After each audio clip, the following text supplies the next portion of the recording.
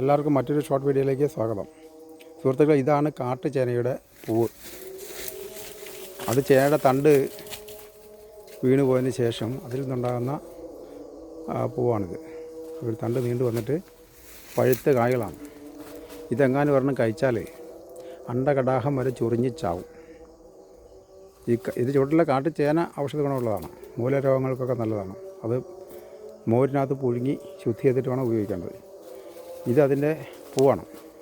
ഒരു തണ്ട് വന്നിട്ട് കണ്ടില്ല, നിലത്തുനിന്നൊരു തണ്ട് ഇങ്ങനെ വന്ന് ഏകദേശം ഒരു 2 അടി പൊക്കം 2.5 അടി പൊക്കത്തിലേക്ക് വന്നിട്ട് പൂവാണ് നിറച്ച്. അതിന് മുകളിൽ വശം കുറച്ച് പൊഴിഞ്ഞ് പോയിട്ടുണ്ട്. കണ്ടോ, കാണാൻ നല്ല ഭംഗിയാണ്.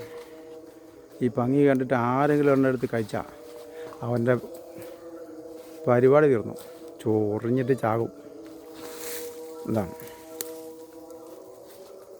ഇതാണ് ഇന്നത്തെ ചൊറിയുന്ന വീഡിയോ. ഇഷ്ടപ്പെട്ടെങ്കിൽ ഒന്ന് ലൈക്ക്, ഷെയർ, സബ്സ്ക്രൈബ് ചെയ്ത് സഹായിച്ചോളൂ. അപ്പോൾ മറ്റൊരു ഷോർട്ടുമായി വീണ്ടും കാണാം. ബിച്ചായി.